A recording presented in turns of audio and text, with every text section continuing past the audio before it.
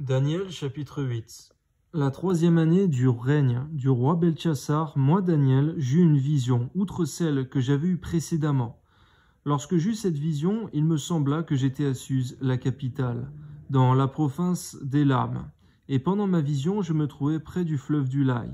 Je levai les yeux, je regardai, et voici, un bélier se tenait devant le fleuve. Et il avait des cornes.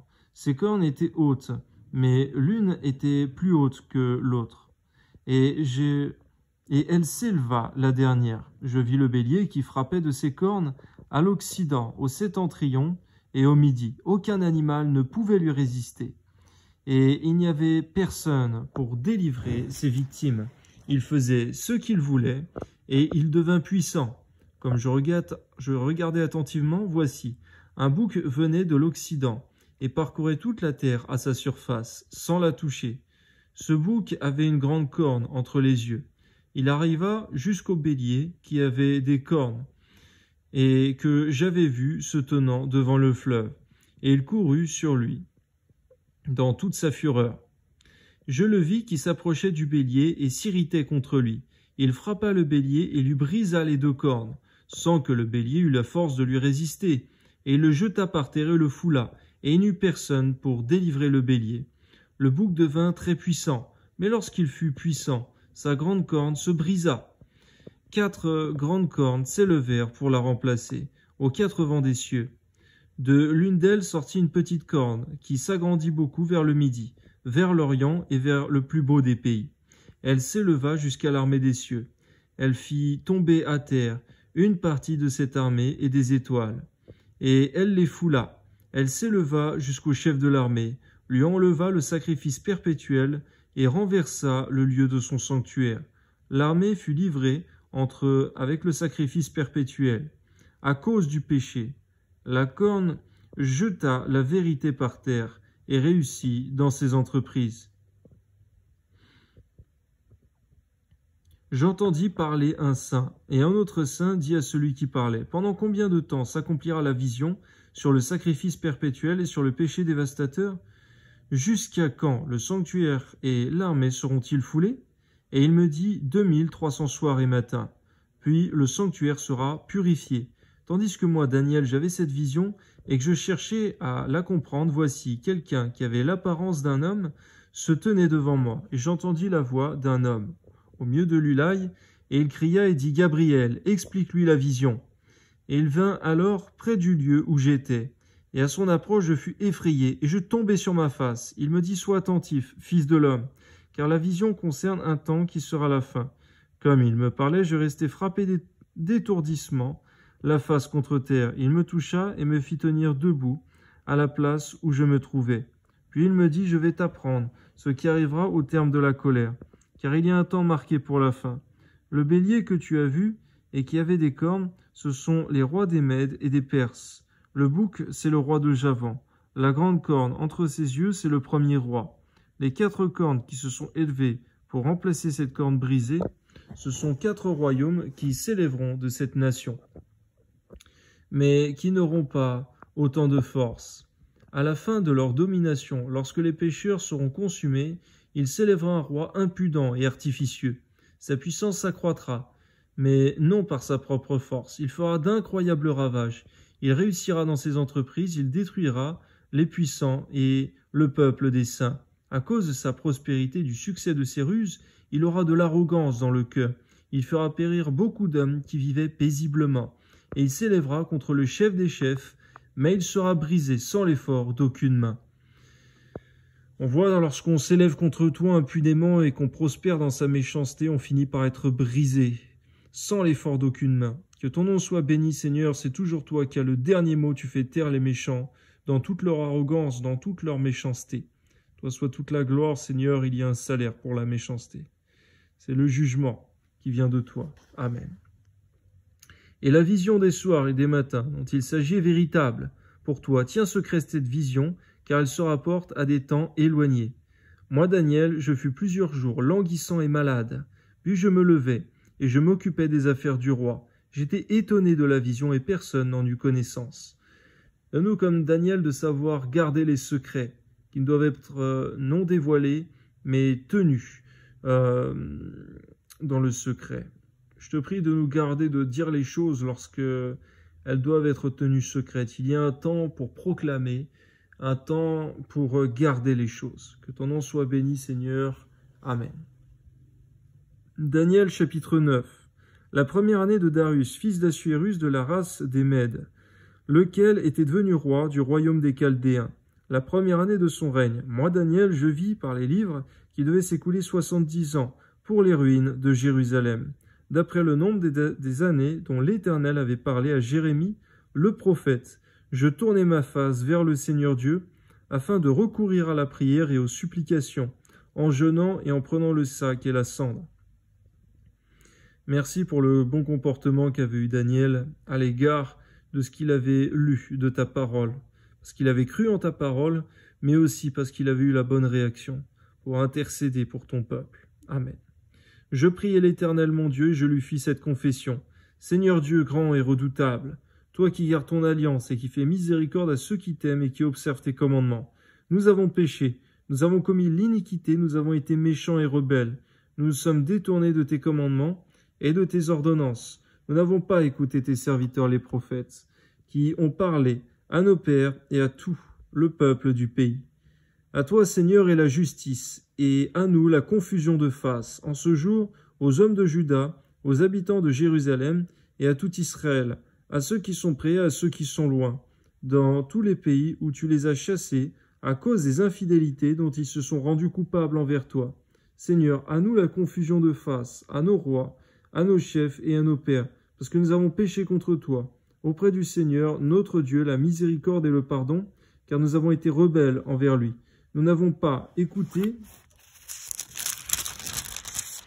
la voix de l'Éternel, notre Dieu, pour suivre ces lois qu'il a mises devant nous, par ses serviteurs les prophètes. Tout Israël a transgressé ta loi, et s'est détourné pour ne pas écouter ta voix. Alors se sont répandues sur nous les malédictions et les imprécations qui sont écrites dans la loi de Moïse, serviteur de Dieu, parce que nous avons péché contre Dieu.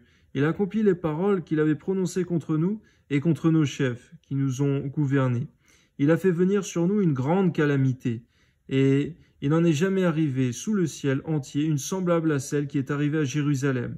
Comme cela est écrit dans la loi de Moïse, toute cette calamité est venue sur nous, et nous n'avons pas imploré l'Éternel, notre Dieu. Nous ne nous sommes pas détournés de nos iniquités, nous n'avons pas été attentifs à ta vérité. L'Éternel a veillé sur cette calamité et l'a fait venir sur nous, car l'Éternel notre Dieu est juste dans toutes les choses qu'il a faites. Mais nous n'avons pas écouté sa voix. Et maintenant, Seigneur notre Dieu, toi qui as fait sortir tout ton peuple du pays d'Égypte, par ta main puissante et qui t'ai fait un nom comme il l'est aujourd'hui, nous avons péché, nous avons commis l'iniquité. Seigneur, selon ta grande miséricorde, que ta colère et ta fureur se détournent de ta ville, de Jérusalem, de ta montagne sainte, car à cause de nos péchés et des iniquités de nos pères, Jérusalem et ton peuple sont en opprobre à tous ceux qui nous entourent. Maintenant donc, ô notre Dieu, écoute la prière et les supplications de ton serviteur, et pour l'amour du Seigneur, fais briller ta face sur ton sanctuaire dévasté. Mon Dieu, prête l'oreille et écoute, ouvre les yeux et regarde nos ruines, regarde la ville sur laquelle ton nom est invoqué. Car ce n'est pas à cause de notre justice que nous te présentons nos supplications. C'est à cause de tes grandes compassions, Seigneur. Écoute, Seigneur, pardonne. Seigneur, sois attentif. Agis et ne tarde pas, par amour pour toi, ô mon Dieu, car ton nom est invoqué sur ta ville et sur ton peuple. Je parlais encore, je priais, je confessais mon péché et le péché de mon peuple d'Israël, et je présentais mes supplications à l'Éternel, mon Dieu, en faveur de la sainte montagne de mon Dieu. Je parlais encore dans ma prière, quand l'homme Gabriel, que j'avais vu précédemment dans une vision, s'approcha de moi d'un vol rapide au moment de l'offrande du soir. Il m'instruisit et s'entretint avec moi. Il me dit, Daniel, je suis venu maintenant pour ouvrir ton intelligence. Lorsque tu as commencé à prier, la parole est sortie, et je viens pour te l'annoncer, car tu es un bien-aimé. Sois attentif à la parole et comprends la vision. 70 semaines ont été fixées sur ton peuple et sur ta ville sainte, pour faire cesser les transgressions et mettre fin au péché, pour expier l'iniquité, amener la justice éternelle, pour sceller la vision et le prophète, et pour oindre le Saint des Saints. Sache-le donc et comprends. Depuis le moment où la parole a annoncé que Jérusalem sera rebâtie jusqu'à celui où un chef sera oint, il y a 7 semaines. Dans 62 semaines, les places et les fossés seront rétablis, mais en des temps fâcheux. Après les 62 semaines, un oint sera retranché, et il n'aura pas de successeur. Le peuple d'un chef qui viendra détruira la ville et le sanctuaire, et sa fin arrivera comme par une inondation. Il est arrêté que les dévastations dureront jusqu'au terme de la guerre. Il fera une solide alliance avec plusieurs pendant 1 semaine, et durant la moitié de la semaine, il fera cesser le sacrifice et l'offrande. Le dévastateur commettra les choses les plus abominables jusqu'à ce que la ruine et ce qui a été résolu fondent sur le dévastateur. Daniel chapitre 10. La 3e année de Cyrus, roi de Perse, une parole fut révélée à Daniel, qu'on nommait Belchassar. Cette parole qui est véritable annonce une grande calamité. Il fut attentif à cette parole, et il eut l'intelligence de la vision. En ce temps-là, moi, Daniel, je fus 3 semaines dans le deuil. Je ne mangeai aucun mets délicat, et n'entra ni viande ni vin dans ma bouche, et je ne moignis point, jusqu'à ce que les 3 semaines fussent accomplies. Le 24e jour du 1er mois, j'étais au bord du grand fleuve qui est Hidékel. Je levai les yeux et je regardai, et voici. Il y avait un homme vêtu de lin et ayant sur les reins une ceinture d'or du phase. Son corps était comme de chrysolithes, son visage brillait comme l'éclair, ses yeux étaient comme des flammes de feu. Ses bras et ses pieds ressemblaient à de l'airain poli, et le son de sa voix était comme le bruit d'une multitude. Moi, Daniel, je vis seul la vision, et les hommes qui étaient avec moi la virent point. Mais ils furent saisis d'une grande frayeur, et ils prirent la fuite pour se cacher. Je restai seul, et je vis cette grande vision. Les forces me manquèrent, mon visage changea de couleur, et fut décomposé, je perdis toute vigueur. J'entendis le son de ses paroles, et comme j'entendais le son de ses paroles, je tombai frappé d'étourdissement, la face contre terre. Et voici une main me toucha et secoua mes genoux et mes mains. Puis il me dit, Daniel, homme bien-aimé, sois attentif aux paroles que je vais te dire, et tiens-toi debout à la place où tu es, car je suis maintenant envoyé vers toi. Lorsqu'il m'eut ainsi parlé, je me tins debout en tremblant. Il me dit, Daniel, ne crains rien, car dès le 1er jour où tu as eu à cœur de comprendre et de t'humilier devant ton Dieu, tes paroles ont été entendues, et c'est à cause de tes paroles que je viens. Le chef du royaume de Perse m'a résisté 21 jours, mais voici, Michaël, l'un des principaux chefs, est venu à mon secours, et je suis demeuré là auprès des rois de Perse. Je viens maintenant pour te faire connaître ce qui doit arriver à ton peuple dans la suite des temps, car la vision concerne encore ces temps-là. Tandis qu'il m'adressait ces paroles, je dirigeais mes regards vers la terre, et je gardais le silence. Et voici, quelqu'un qui avait l'apparence des fils de l'homme toucha mes lèvres. J'ouvris la bouche, je parlais, et je dis à celui qui se tenait devant moi, « Mon Seigneur, la vision m'a rempli d'effroi, et j'ai perdu toute vigueur. Comment le serviteur de mon Seigneur pourrait-il parler à mon Seigneur? Maintenant, les forces me manquent, et je n'ai plus de souffle. » Alors celui qui avait l'apparence d'un homme me toucha de nouveau et me fortifia. Puis il me dit, « Ne crains rien, homme bien-aimé, que la paix soit avec toi. Courage, courage !» Et comme il me parlait, je repris des forces, et je dis, « Que mon Seigneur parle, car tu m'as fortifié. » Merci Seigneur, c'est ce que nous fait ta parole. Elle nous fortifie, Seigneur. Par sa simple lecture, par l'audition de ta parole, nous reprenons courage, nous reprenons des forces. Par tous les temps que nous passons dans ta présence, dans la prière, nous sommes fortifiés. Nous reprenons vigueur. Que ton nom soit béni, Seigneur. Lorsque nous mangeons, nous reprenons des forces. Mais lorsque nous passons du temps dans ta présence, nous sommes vivifiés, fortifiés surnaturellement. Amen. Il me dit, « Sais-tu pourquoi je suis venu vers toi? Maintenant je m'en retourne pour combattre le chef de la Perse. Et quand je partirai, voici, le chef de Javan viendra. Mais je veux te faire connaître ce qui est écrit dans le livre de la vérité. Personne ne m'aide contre cela, excepté Michaël, votre chef. » C'est vrai, Seigneur, lorsque nous jeûnons, si nous voulons vivre surnaturellement, nous devons passer des temps de qualité dans la lecture de ta parole, dans la prière et recevoir le surnaturel. Nous n'avons pas de temps à perdre en vérité, Seigneur, mais c'est dans ta présence que nous sommes vivifiés, fortifiés. C'est comme cela également que Moïse a pu jeûner 40 jours sans manger, sans boire, et vivre cependant de façon surnaturelle. C'est qu'il était immergé dans ta présence, dans la prière et dans la lecture de ta parole, l'audition de ta parole. Que ton nom soit béni, Seigneur, Ainsi donc, le chrétien qui voudra jeûner aura besoin de passer des temps de qualité dans ta présence, s'il veut pouvoir le mener à bien. Amen. Daniel, chapitre 11. Et moi, la première année de Darius le Mède, j'étais auprès de lui pour l'aider et le soutenir. Maintenant, je vais te faire connaître la vérité. Voici, il y aura encore 3 rois en Perse. Le 4e amassera plus de richesses que tous les autres. Et quand il sera puissant par ses richesses, il soulèvera tout contre le royaume de Javan. Mais il s'élèvera un vaillant roi, qui dominera avec une grande puissance, et fera ce qu'il voudra. Et lorsqu'il se sera élevé, son royaume se brisera et sera divisé vers les 4 vents des cieux, et il n'appartiendra pas à ses descendants, et il ne sera pas aussi puissant qu'il était, car il sera déchiré, et il passera à d'autres qu'à eux. Le roi du Midi deviendra fort, mais un de ses chefs sera plus fort que lui.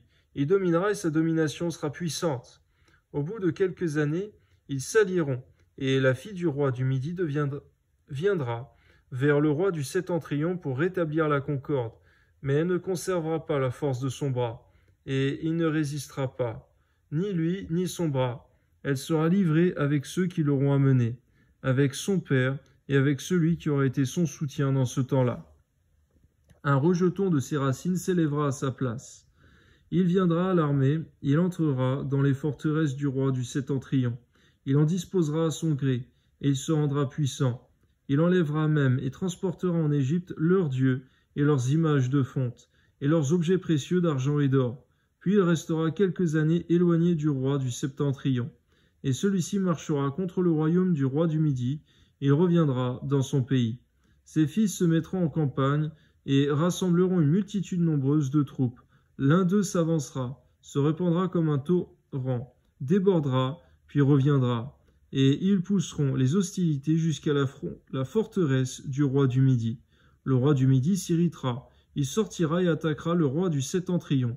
Il soulèvera une grande multitude, et les troupes du roi du Septentrion seront livrées entre ses mains. Cette multitude sera fière, et le cœur du roi s'enflera.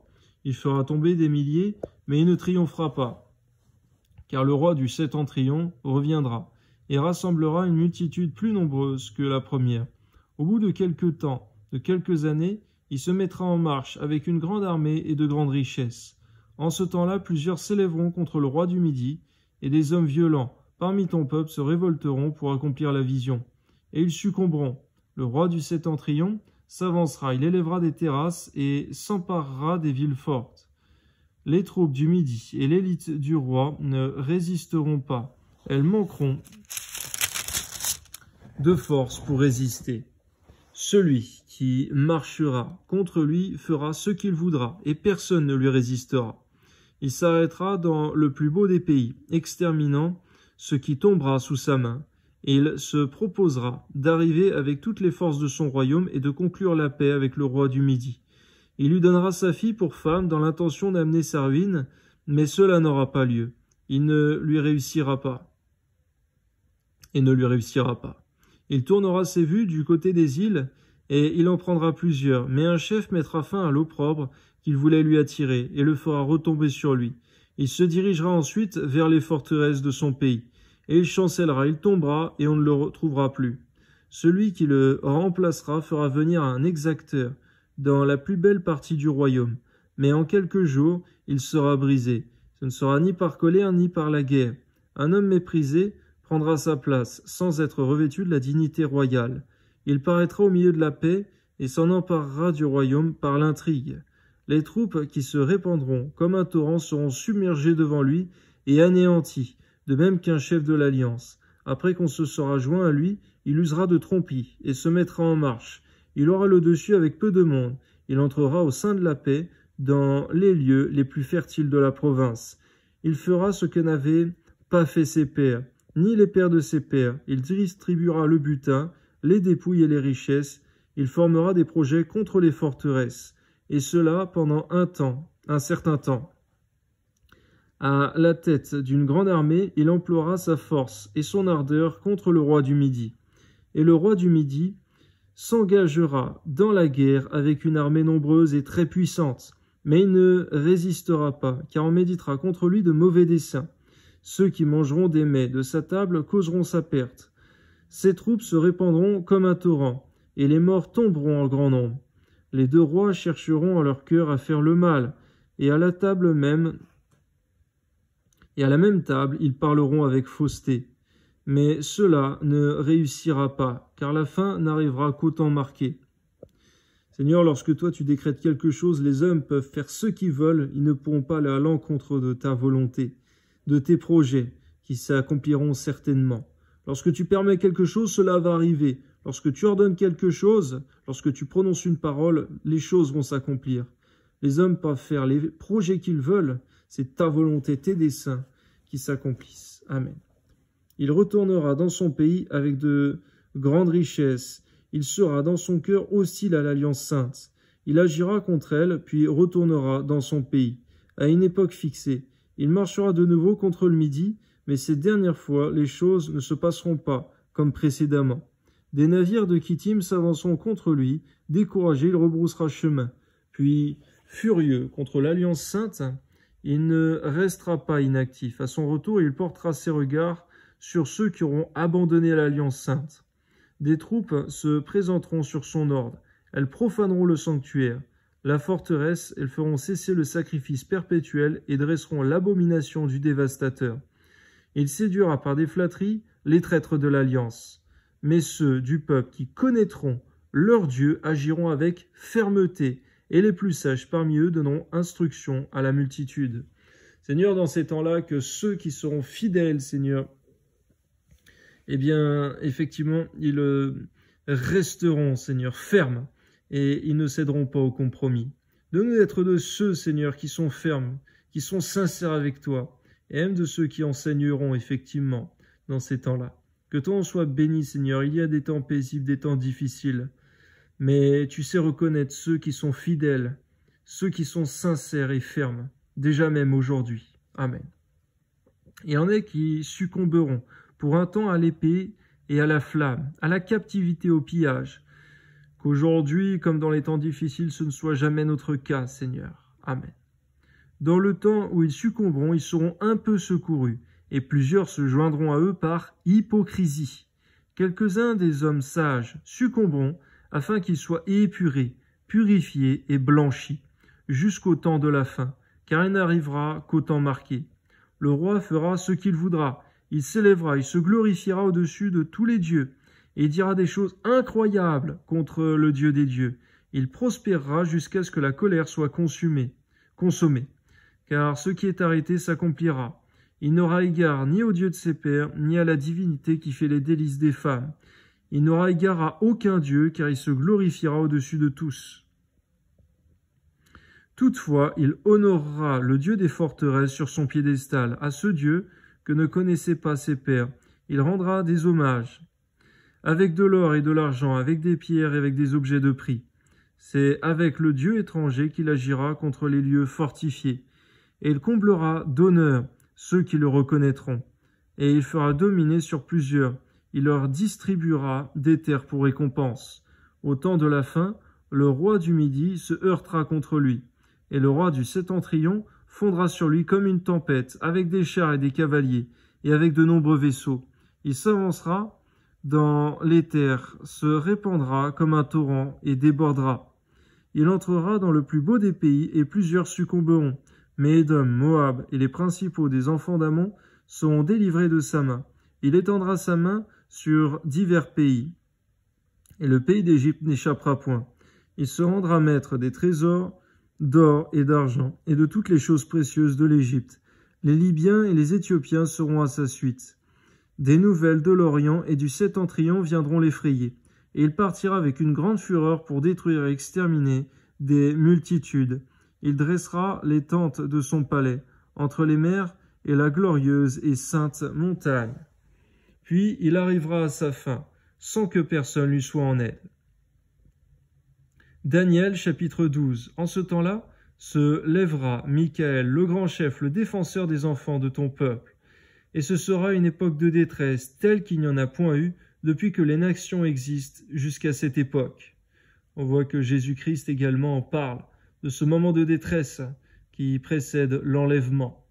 On voit qu'à cette époque même, où l'Antéchrist aura fait tous ses ravages, l'enlèvement n'aura pas encore eu lieu. Selon ta parole, et non selon effectivement les doctrines qui contredisent ta parole, qui se font malheureusement entendre aujourd'hui. Amen. En ce temps-là, ceux de ton peuple qui seront trouvés inscrits dans le livre seront sauvés. Plusieurs de ceux qui dorment dans la poussière de la terre se réveilleront, les uns pour la vie éternelle, les autres pour l'opprobre, pour la honte éternelle. Ceux qui ont été intelligents brilleront comme la splendeur du ciel, et ceux qui ont enseigné la justice à la multitude brilleront comme les étoiles à toujours et à perpétuité. À toi soit la gloire, Seigneur, parce que c'est toi qui fais régner éternellement, tandis que ceux qui feront des alliances pernicieuses avec l'Antéchrist, ils régneront pour peu de temps. On voit bien, Seigneur, que celui qui est intelligent selon ta parole, c'est celui qui fait alliance avec toi, qui t'obéit, Seigneur, qui soumet à toi, et non aux choses de ce monde, ni au prince de ce monde, qui sera d'une part l'Antéchrist et le diable lui-même, ainsi que le faux prophète. Amen. Toi, Daniel, tiens secrète ces paroles, et scelle le livre jusqu'au temps de la fin. Plusieurs alors le liront, et la connaissance augmentera. Et moi, Daniel, je regardais, et voici, deux autres hommes se tenaient debout, l'un en deçà du fleuve, et l'autre au-delà du bord du fleuve.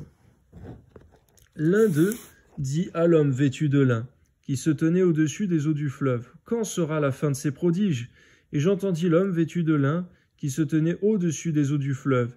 Il leva vers les cieux sa main droite et sa main gauche, et il jura par celui qui vit éternellement que ce sera dans un temps, des temps et la moitié d'un temps, et que toutes ces choses finiront quand la force du peuple saint sera entièrement brisée.